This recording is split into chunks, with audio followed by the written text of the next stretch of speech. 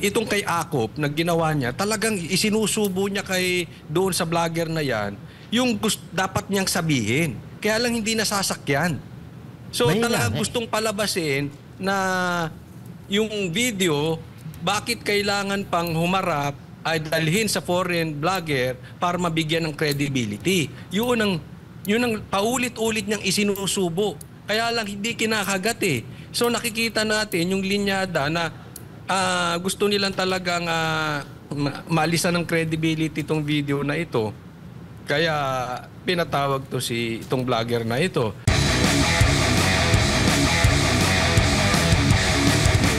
Yang tao na yan, mahirap pagkatiwalaan. Kasi hindi mo nga alam. Siya nga mismo, hindi niya alam kung saan siya pupunta eh. Mag-DDS, mag-suporta kay Marcos, tapos DDS ulit, babalik na naman kay Marcos. Doon pa lang, hindi na natin maintindihan kung ano yung kinikilos mismo niya, lalo na yung mga sasabihin niya. At ito lang po kasi yan. Sumasama yan dati doon sa mga rally-rally ng Maisog. At ito ang nakakausap natin yan. Nakakausap natin yan. Mag-picture pa nga tayo yan eh. Tsaka ang daming pinagsasasabi niyan sa... Ang daming seremonyas. Mga Marcos, no? Mga Marcos, ang pangit ng mga pinagsasabi niyan sa Marcos. Tapos bigla-bigla ngayon, lulutang ka dyan bilang isang whistleblower. Wow! Antindi mo, Neng.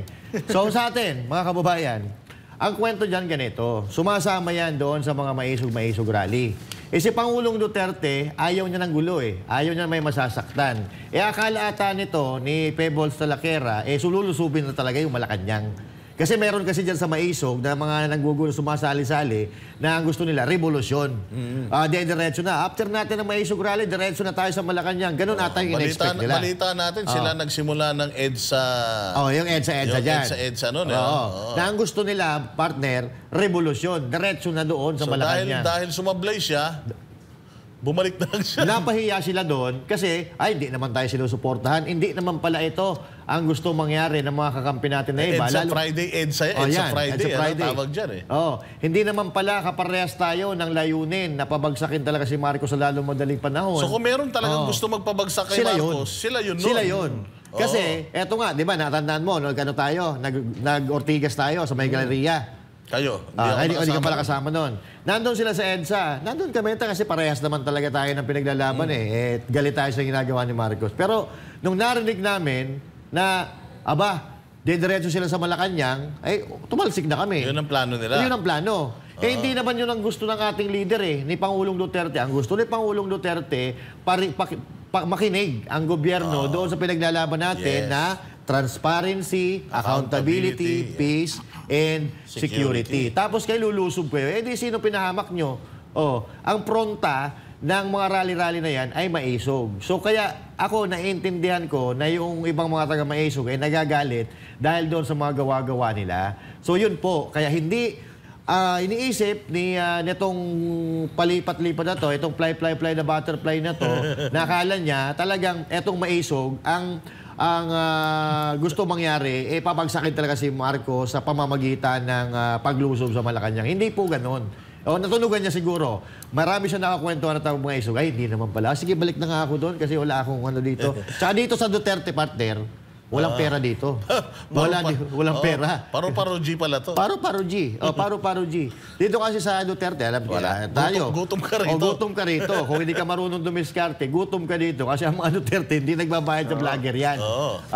Yan ang tatandaan nyo. Baka, kaya ganon, kaya lumipat. Mahilig to mahilig to humingi ng donasyon oo. Pero yung donasyon na yan, partner, mahilig sila dyan, magaling sila dyan, pero ikaw na magpahaba ng patuloy. Hindi, pero isang malinaw. Kasi ang sinumbong niya sa Kongreso, partner, is si Harry Roque ay planong pabagsakin ang gobyerno. Yes. Pero lumalabas na before siyang maging whistleblower, siya yung gustong magpabagsak sa gobyerno dahil nung siya ay frustrated pa sa mga Marcos, nagbuo siya ng EDSA Friday Group na ang kanilang layon, pag dumami didiretso sila sa Malacanang. Hindi sila dumami. Nakita yung style nilang bulok. Katulad nga ng sinasabi natin, ang tayo naman, gusto natin nung mapayapang, kumbaga, mapayapang solusyon, which is makipag-dialogo sa gobyerno, ilahad ang ating mga gustong pagbabago, magising sila sa kanilang pagkakahimbing at magkaroon ng programa para sa Pilipino.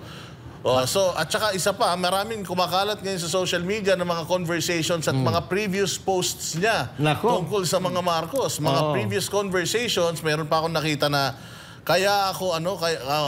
nagkaroon ng bagyo, humingi daw siya ng tulong kay VP Sara, hindi daw siya napagbigyan. Kaya nung humingi daw siya ng tulong sa mga Marcos, napagbigyan siya, kaya bumalik na siya. So, ibig sabihin, ganito itong mga tao na to. Mahilig kalapit pengi. Kung walang mapapakinabangan sa'yo, wala ka. Tay ka sa kanya.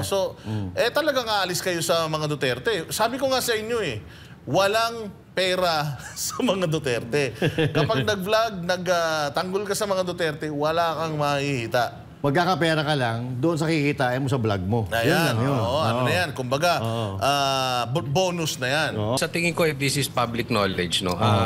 Alam naman ng mga vloggers, even sa kabilang kampo, yung mga vloggers na Ensimada, alam naman nila ang dahilan kung bakit talaga lumilipat Alam nila yan. We all know that.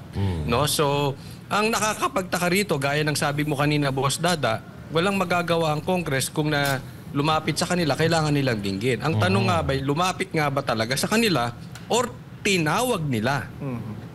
Kasi yung pinagsalita na nila, ito'y hinimay ko doon sa aking vlog, itong kay Akop na ginawa niya, talagang isinusubo niya doon sa vlogger na yan, yung dapat niyang sabihin. Kaya lang hindi nasasakyan.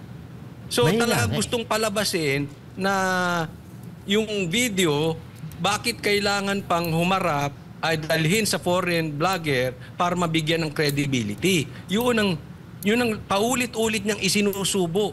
Kaya lang hindi kinakagat So nakikita natin yung linyada na gusto nilang talagang malisan ng credibility itong video na ito. Kaya pinatawag to itong vlogger na ito. Pero sana naman, bilang congressman, you should know better. Is that the best thing you can do? Is that the best resource person you can have? Para namang masyadong mababaw. Diba? Kumuha ka naagalit kayo sa vlogger, ang kinuha nyo vlogger. And sa akin lang sa mga vloggers din, huwag tayong umasa sa bayad. Kasi hindi tayo dapat maging ayuda nation. Kaya nangyayari sa atin, ayuda nation na nga yung politiko natin, tayo mga influencer. Supposedly, ang vloggers are influencer. We should influence people. Ngayon, kung aasa tayo sa bayad, parang naging ayuda nation din tayo, ayuda vlogger tayo.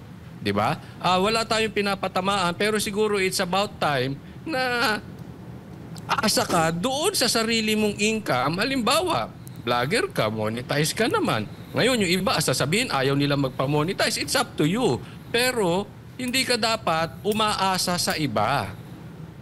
Bilang isang lalaki, lalo na kung lalaki, dapat matuto kang umasa sa sarili mong kayod. Hindi ka aasa dun sa...